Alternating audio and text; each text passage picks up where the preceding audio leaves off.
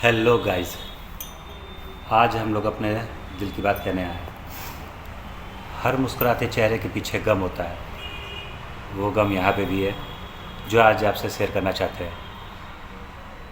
गम कुछ ऐसा है कि बैंक पे भरोसा करने से पहले अच्छे तरह से अपने दोस्तों, यारों, फैमिली मेम्बर्स, हर किसी से समझे, क्योंकि जीवन में गलती करने पे ही आदमी सीखता है।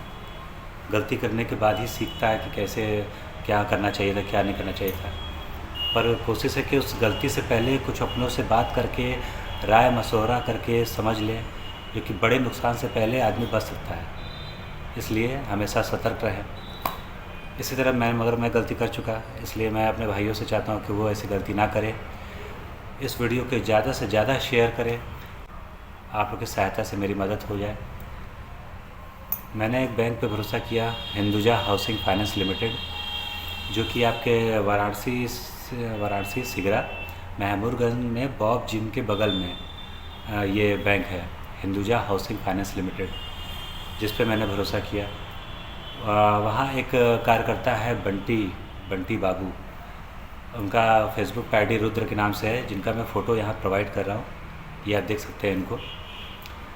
इन्होंने मुझसे वादा किया कि आपका लोन किसी भी तरह हो जाएगा, आपको कोई दिक्कत नहीं है। पर गलती यहाँ मैं अपनी कहूँ या इनका है कि इनको ये मुझे फंसा रहे थे, जो कि जिसके पास अपना ज़मीन नहीं होता है, आरटीआर नहीं होता है, और बहुत सारे कुछ डॉक्यूमेंट्स होते हैं जो ना होने पे आपका लोन नहीं हो सकता है। पहले तो आरटीआर ही बैंक का चाहिए होता है, जिसमें आपका सिविल स्कोर होता है। ये सब बारे में हमको कोई जानकारी नहीं थी, जो कि कभी मैंने लोन नहीं कराया। तो इसलिए ये इन्होंने मुझसे ऐसी बातें कुछ नहीं बताई। ये अपने जाल में फंसाए मुझसे कहा कि प्रोसेसिंग फ़ीस दीजिए। मैंने प्रोसेसिंग फ़ीस के नाम पे इनको 4-5 हज़ार रुपये वो दे दिया। फिर धीरे धीरे ये जब भी आते थे मिलने मुझसे तो 1,000 रुपया करके, कभी 1,000, कभी 2,000, कभी 500 ऐसे मांगते थे। अगर ये बात है, मैं मुँह ज़बानी नहीं कह रहा हूँ, मेरे पास कॉल रिकॉर्डिंग है, पूरा सारे प्रूफ है। कॉल रिकॉर्डिंग हो गया, व्हाट्सएप डिटेल पूरा मेरे पास है।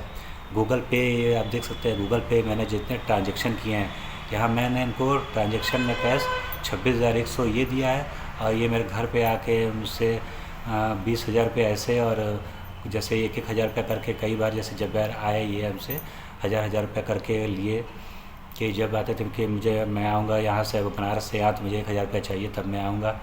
तो भाई मेरा पैसा पहले फंस चुका था। जब मेरा 5-6 हज़ार फंस गया तो मुझे लगा कि यार चलो 1,000 मांग रहे 1,000 रुपया, तो इस बार हो जाएगा, तो इस बार हो जाएगा, ऐसे कर करके ये मुझे 2-3 महीना तक झिलाते रहे। और आप ज़मीन के काम में जानते ही हैं कि किसी को अगर हम समय देते हैं कि मैंने अगर 15 दिन का बयाना दे दिया तो 15 दिन बाद रजिस्ट्री कराइए या तो पैसा भूल जाइए। तो भाई इनके आगे मैं हाथ जोड़ना शुरू किया कि भैया मेरा दिन पूरा होने वाला है, मेरा लोन करा दीजिए। तो ये नाटक वो नाटक करते करते ये समय बिताते थे मजबूरन, वे ज़मीन से वो ज़मीन, वो ज़मीन से वो ज़मीन, ऐसे कर करके ये बहाने से मुझे पैसा लूटते रहे। इस तरह से ये हमसे 50,000 रुपया लूटे। उसके बाद क्या हुआ कि जब मैं इनसे हताश परेशान हो गया, तो ये तब मुझसे लास्ट में कह रहे हैं कि अब आपको लोन आपका हो गया है, झूठ मूठ का मुझसे आश्वासन, झूठा आश्वासन दिया कि आपका लोन हो गया है, अब आपको रजिस्ट्री का पैसा देना होगा। तो रजिस्ट्री का पैसा आपको 72,000 रुपया हमसे मांगे। कहे 80,000 लगता है, पर आपको 72,000 लगेगा रजिस्ट्री का। तो हम कहे भैया 3 लाख की ज़मीन है, 4 लाख की ज़मीन है, और आपको कहाँ से रजिस्ट्री का आपको 72,000 लगेगा। कहना ये लगता है, और हम लोग का 13% कमीशन होता है वो लगेगा, फिर लोन पास करवाने का 10% कमीशन होता है। यह अगर 23% उनको कमीशनें दे देंगे तो लोन में हमारा बचेगा क्या, आप ही बताएं। हम इतनी बड़ी गलती किए, इतनी बड़ी गलती किए कि हमको अब समझ में आ रहा है कि क्या है। अगर हम भी इसी तरह से, जैसे आज हम अपनी बात शेयर कर रहे हैं आपसे, अगर ये बात हम अपने किसी से शेयर किए होते, किसी अपने से भी शेयर किए होते, तो शायद ये काम हो सकता है। जैसे लोग कहते हैं ना कि बिना बताए ज़मीन ले लेना, तो ले लेना, तो उनके पास पैसा भरल रहा, ऐसे से भरल रहना, तब ले लेना। जो कि जब मगर हम जैसे मिडिल क्लास आदमी को अगर ज़मीन, घर, कुछ बड़ी चीज़ करनी होती है तो 10 लोगों से नहीं करेंगे, तो इसी तरह फंसेंगे जैसे मैं फंसा। हाँ, जैसे हम फंसे। तो हम नहीं चाहते मेरा कोई मिडिल क्लास भाई या कोई भी एक गरीब व्यक्ति इस तरह से किसी लोन के चक्कर में ना पड़े। जब तक के पास उसके बाद अपना आरटीआर अलग से, उसके बाद 1,00,000-1.5 लाख रुपया वो रखा हो इन लोग को मुंह में भरने के लिए पैसा, तब तक ये लोन के चक्कर में ना पड़े। नहीं तो बाद में फंसने के सिवा आपके पास कोई चारा नहीं है, क्योंकि बैंक और प्रशासन तभी सुनता है जिसके पास जब कोई बड़ा अधिकारी हो। हम लोग का कोई नहीं सुनता है, कोई नहीं सुनने वाला है हम लोग। तो आप सभी भाइयों से यही मेरा विनती है कि बस आप ही लोग एक मेरे सहारा थे, जैसे कि यूट्यूब ने हमको मौका दिया कि आप लोगों से अपनी बात शेयर कर सकें। बस इस वीडियो को ज़्यादा से ज़्यादा शेयर कीजिए कि अगर किसी वजह से मेरा पैसा मिलता है तो आप लोग का बहुत बड़ा मतलब आभारी होऊंगा, और अगर नहीं भी मिलता है तो मुझे कोई इसका अफसोस नहीं कर सकते, जो कि भाई वो मेहनत का पैसा था। तकलीफ़ तो जीवन भर रहेगा मुझे इस बात का, पर गलती से सीखे ज़रूर है कि किसी पे भरोसा ना करें, आँख बंद करके, कोई भी हो, रिश्तेदार अपने, जो कि हमको जीवन में सब धोखा दिया। मेरा कोई भी अपना नहीं रहा। जो मेरी फैमिली है, बस मेरे बीवी बच्चे, बस अब उन्हीं से वही मेरे सब कुछ है, उसके सिवा नहीं भरोसा कर पाते हैं। मैं बैंक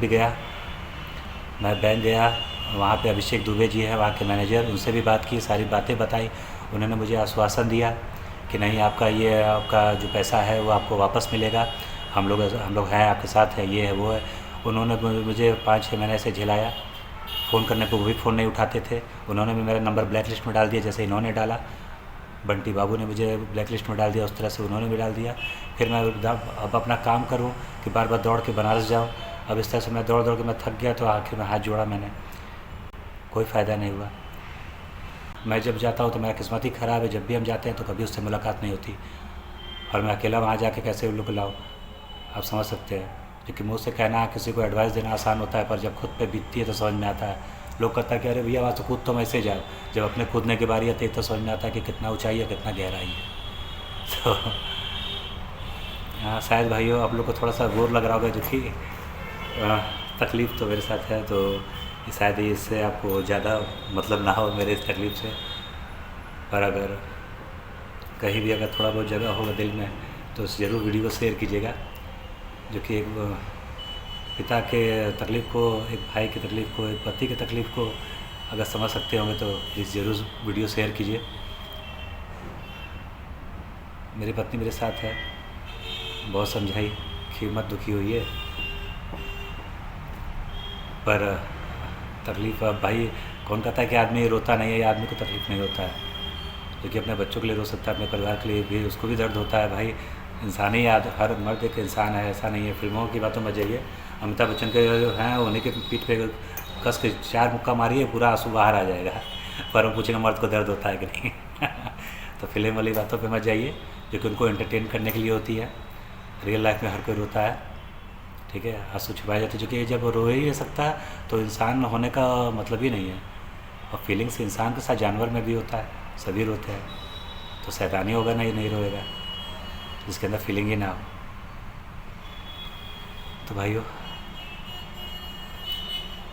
आप लोग से बहुत अच्छा लगता है बात करके। अगर वीडियो अच्छी लगी हो ज़रूर शेयर कीजिए, लाइक कीजिए, और सपोर्ट करने के लिए हमको ज़रूर नहीं कि सब्सक्राइब कीजिए, पर शेयर और लाइक ज़रूर कीजिए, कि मेरा दिल को महसूस होता है कि हाँ आप लोग साथ हैं। मेरी एक फैमिली है, एक और फैमिली है मेरे परिवार के बाद, जो कि मेरे साथ है। तो जय हिंद, जय भारत।